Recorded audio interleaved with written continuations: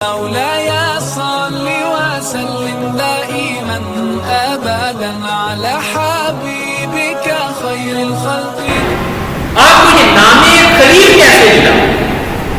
تو حضرت ابراہیم علیہ السلام کی عادت یہ تھی کہ آپ کا نام مانا نہیں کھاتے تھے، مہمان کا انتظار کرتے، مہمان آ جاتا تو اس کے ساتھ کھاتے، اگر مہمان نہ آتا تو تلاش میں نکل جاتے. ایک دن آپ تلاش میں نکلے، مہمان کی تلاش میں نکلے تو مہمان نہ ملا. کافی سفر کرنے کے بعد مہمان نہ ملا تو واپس گھر آئے.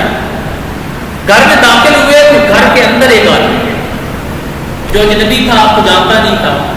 آپ اس سے فرمانے لگے کہ تم میرے گھر میں میری اجازت کے بغیر کیسے آئے اور تم کون ہو؟ وہ شخص کہنے لگا کہ میں اس کی اجازت سے آیا ہوں جو کائنات کا مالک ہے، میں اسرائیل ہوں، مجھے رب نے بھیجا ہے اور اللہ تعالیٰ نے مجھے ایک خوشخبری دے کر بھیجا ہے. سیدنا ابراہیم علیہ السلام فرمانے لگے وہ کیا خوشخبری ہے؟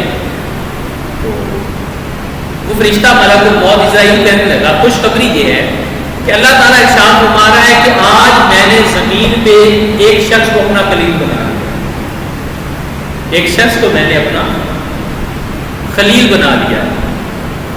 حضرت ابراہیم علیہ السلام نے جب یہ بات سنی نا، ہمت گوش ہو کے فوراً کہنے لگے کہ مجھے بتاؤ وہ شخص مجھے کہاں ملے گا جس کو اللہ نے اپنا خلیل بنایا ہے.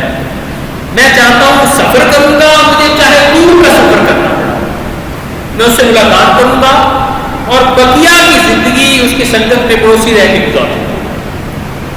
جب یہ بات کی تو فرشتہ کہنے لگا، اسرائیل کہنے لگے کہ اللہ تعالیٰ نے جس کو خلیل کی نوید دی ہے وہ آپ ہے، آپ کو اللہ نے اپنا خلیل بنایا ہے. تو سیدنا ابراہیم علیہ السلام فرمانے لگے کہ اچھا مجھے اللہ نے اپنا خلیل بنایا ہے؟ کہنے لگے کہ ہاں. آپ فرمانے لگے کہ مجھے وہ عمل بتاؤ جس کی وجہ سے رب نے مجھے اپنا خلیل بنا لیا ہے. آپ اندازہ لگا سکتے ہیں اس ذات کا جس کو رب خلیل کہے، اور اس لفظ کی وضاحت میں نہیں کر پا رہا، صرف اتنا بتایا ہے خلیل اس کو کہتے ہیں کہ جس کی روح میں بھی خدا کی محبت سما جائے، جس کے نفس میں بھی خدا کی محبت آ جائے، جس کے وجود میں سوائے اس کے مولا کی محبت کے کوئی اور محبت نہ ہو. پوچھا کہ کیا عمل ہے جس کی وجہ سے رب نے مجھے اپنا خلیل بنا لیا ہے؟ ابراہیم علیہ السلام سے فرشتہ عرض کرنے لگا کہ اللہ تعالیٰ ارشاد فرماتا ہے میں نے اپنے ابراہیم کو دیکھا ہے، اس کے دل کو دیکھا ہے، اس کا دل بڑا فیاض ہے، وہ دیتا تو ہے مگر لیتا کسی سے نہیں، خیرات تو کرتے ہیں بہت مگر کسی سے واپسی کی توقع نہیں کرتے. اسی عمل کی وجہ سے میں نے ابراہیم کو اپنا خلیل بنا لیا ہے.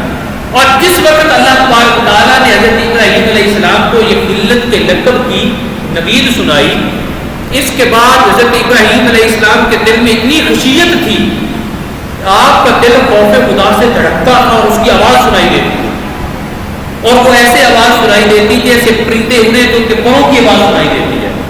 اس طرح سے اس کے دل، آپ کے دل سے آواز آتی. اور نبی رحمت صلی اللہ علیہ وسلم آپ فرماتے ہیں میں جبرائیل علیہ السلام نے پوچھا جبرائیل مجھے یہ بتاؤ کن کاموں کی وجہ سے اللہ تبارک تعالیٰ نے ابراہیم علیہ السلام کو اپنا خلیل بنایا ہے؟ تو جبرائیل علیہ السلام عرض کرنے لگے یا رسول اللہ صلی اللہ علیہ وسلم 3 کام ہیں، 3 کاموں کی وجہ سے اللہ تعالیٰ نے ابراہیم علیہ السلام کو اپنا خلیل بنایا ہے. اور یہ یاد رکھیں یہ ماضی اور ہسٹری، میں نے پہلے بھی کہا، بیان کرنے کا مقصد یہ ہے کہ آج بھی اگر اس میں کسی میں یہ خوبیاں پیدا ہو جائیں تو علامہ اقبال رحمۃ اللہ علیہ آپ فرماتے ہیں نا کہ آج بھی اگر ابراہیم سا ایمان پیدا آج کر سکتی ہے انداز گلستان پیدا. میں 3 آواز ہیں جن کی وجہ سے اللہ تبارک تعالیٰ نے ابراہیم علیہ السلام کو اپنا خلیل بنایا. پوچھا کیا؟ کہنے لگے کہ پہلے نمبر پر یہ مہمانوں کو کھانا کھلاتے ہیں، پہلا مہمانوں کو کھانا کھلاتے ہیں. دوسرے نمبر پر فرمایا یہ سلام کی کثرت رکھتے ہیں، جو ملتا ہے اس کو سلام کہتے ہیں، جو ملتا ہے اسے سلام کہتے ہیں. اور تیسرے نمبر پہ فرمایا جب سارا جہان سو جاتا ہے یہ تہجد پڑھتے ہیں. جب سارا زمانہ سوتا ہے تو یہ، اور جتنے آپ لوگ یہاں آتے ہیں خدا کی قسم اگر ہم تہجد پڑھنے لگ جائیں تو ہمارے ذہن پہ یہ باتیں یوں اترتی چلی جائیں. ہم پہ اثرات اس لیے نہیں ہوتے کہ ہم فرائض کو پورا نہیں کرتے. علامہ اقبال رحمۃ اللہ علیہ فرماتے ہیں اس خاموشی میں جائیں اتنے بلند نالے، کہتے ہیں رات تہجد کو جب اٹھتا ہوں تو رب سے بات کرتا ہوں کہ میری آہیں آسمانوں کو چیر جاتی. اس خاموشی میں جائیں اتنے بلند نالے، ستاروں کے قافلوں کو میری صدا ڈرا ہو.